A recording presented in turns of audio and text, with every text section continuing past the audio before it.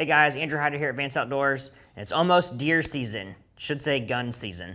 And so a lot of guys don't want to hunt with a bolt gun. So we are going to show you how you can convert your everyday AR-15 from a traditional 223, 5.56, or 300 blackout caliber into 350 Legend. So we have a table full of parts here. We're going to go through the process step by step, completely building the upper receiver, checking the headspace, putting the bolt together, mounting a scope base and the scope, which is also going to be followed by some range time. So this is going to be a two-part video. So make sure you stay tuned. All right, so the first step we're going to do is we're going to assemble our gas block. So we have a low-profile gas block. It's a 750 traditional AR barrel contour gas block. This is a Bowden Tactical adjustable gas block. So first thing we're going to do is I have a little piece of leather, and I'm just going to put this in the vise to hold it in place. And then the gas tube has the roll pin cavity, and then it has the actual gas port. So you want to make sure you put the gas tube in the correct manner. So the gas port goes to the bottom. I'm just going to slide this in. I'm going to take a wheel or hammer that's got a brass tip on it, and I'm just going to start to drive that in place. Then I'm going to take my brass punch and drive it the rest of the way through. All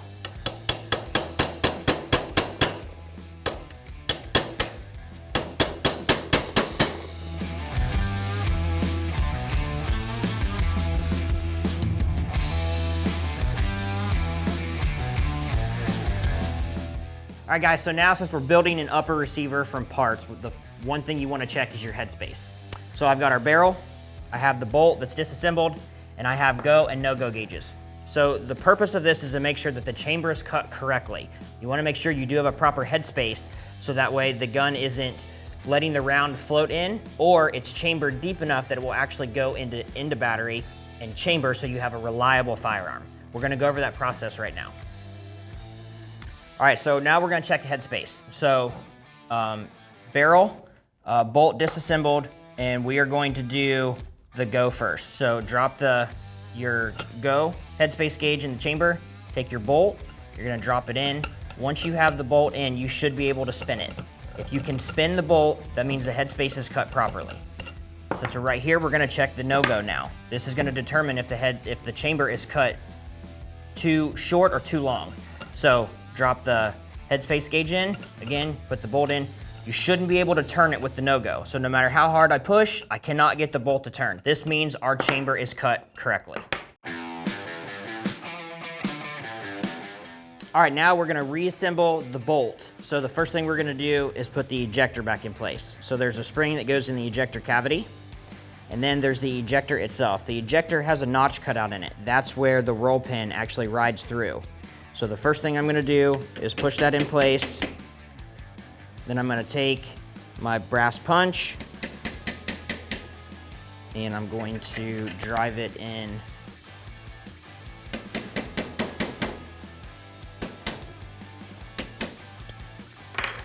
Take a little punch and you're gonna recess that pin just a little bit. Pull it out, make sure it's not protruding from the other side. Flip the bolt over, and this is where you're gonna put the extractor back in place. The extractor has a spring, it's already attached to it. All you're gonna do is drop that in place. It comes with a pin. All you're gonna do, line the extractor up, drop the pin in place, and you have reassembled the bolt. All right, so now we're gonna install the bolt back into the carrier. So with the extractor facing the right side of the key, you're just gonna slide the bolt in. You're gonna rotate it slightly clockwise. The firing pin retainer slides in. You're going to turn it, quarter turn, and then pull the bolt forward.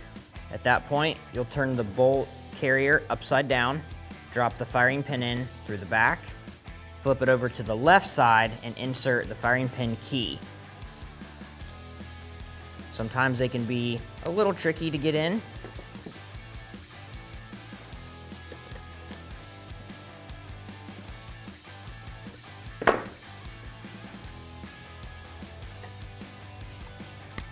check for function. You also want to check to make sure that your gas rings are good. So with the bolt pulled forward in the carrier, when you set it up on the table, if it stands, your gas rings are good. If it falls, that means you need to replace them. All right, so now what we're gonna do is we're gonna install the barrel, gas block, muzzle brake, and handguard. So first thing we're gonna do is grab the barrel. There's a notch tab actually on top of the barrel, and there's a notch cut in the upper receiver.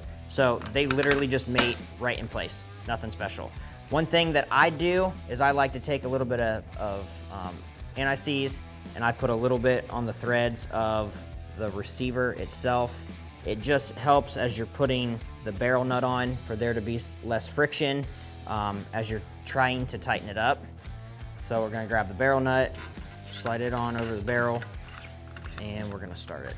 Now you typically wanna torque these about 30 or 35 foot-pounds. This barrel nut is shaped a little differently, so we're just gonna use a big torque wrench, or big crescent wrench here.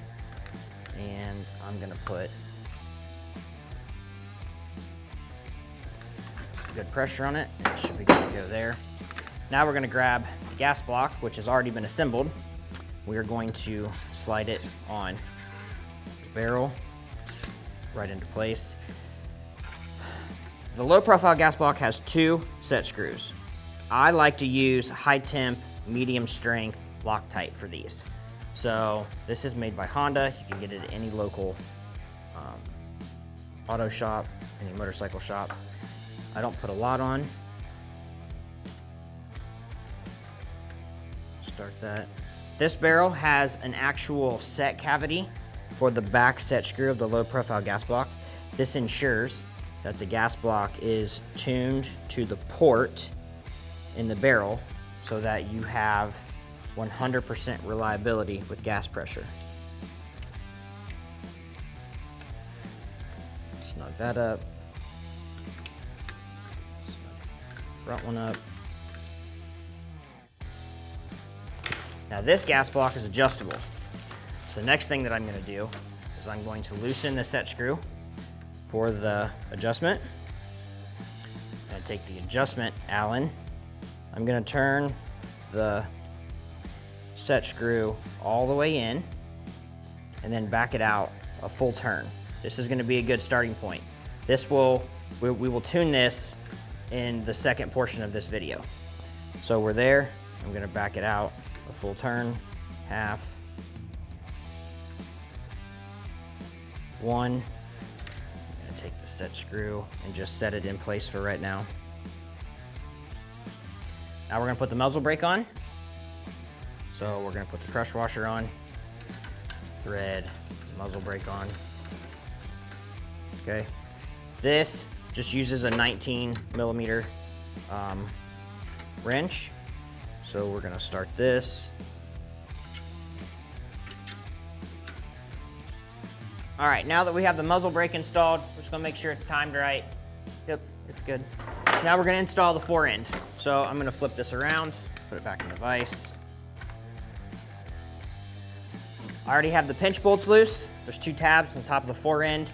So outside of the friction fit around the barrel nut, the 2 tabs actually sandwich around the upper receiver to keep it from rotating. So we're just gonna line that up. I'm gonna snug the bolts up, the pinch bolts, just to start. Then I'm gonna make sure that I have the forend that matches the upper receiver. It's all good. Now we're gonna tighten the pinch bolts.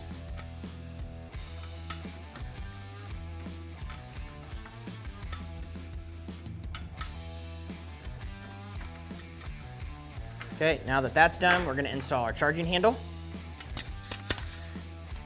Install the bolt, make sure the bolt is actually pulled out of the carrier.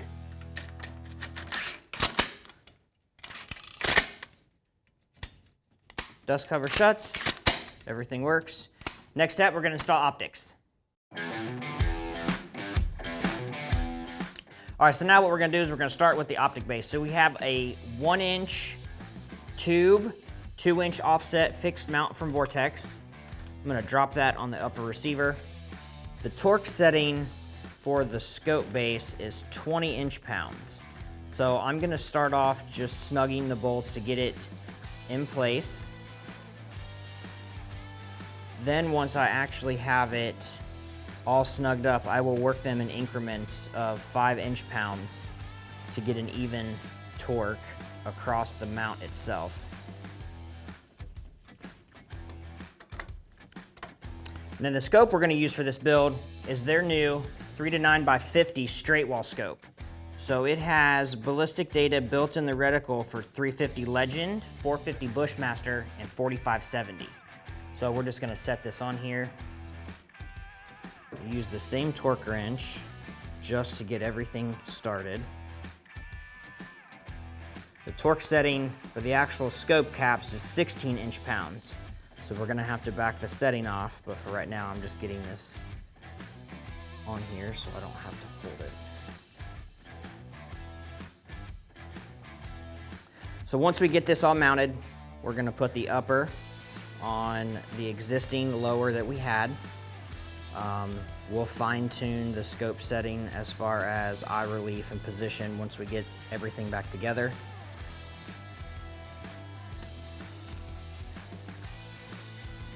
All right, optics are installed. Now we're gonna do the install of the new upper build onto the lower receiver. All right guys, so we just did a complete upper build in 350 Legend for the AR platform rifle. So the gun started off as a 16-inch 300 blackout, and we just converted the gun to 350 Legend for Ohio, since we're a straight wall state. So now we're just gonna mate the two together. So I'm just gonna start by making sure that the upper and lower fit together. I'm gonna push the back pin in place, flip the gun around, hold the two together, push the front pin in place. At that point, I'm gonna function check and make sure everything's good to go. I'll lock the bolt open. So again, 2 calibers, 1 receiver. It's a great little setup. We're really excited to get to the range and shoot this. Stay tuned for the second video.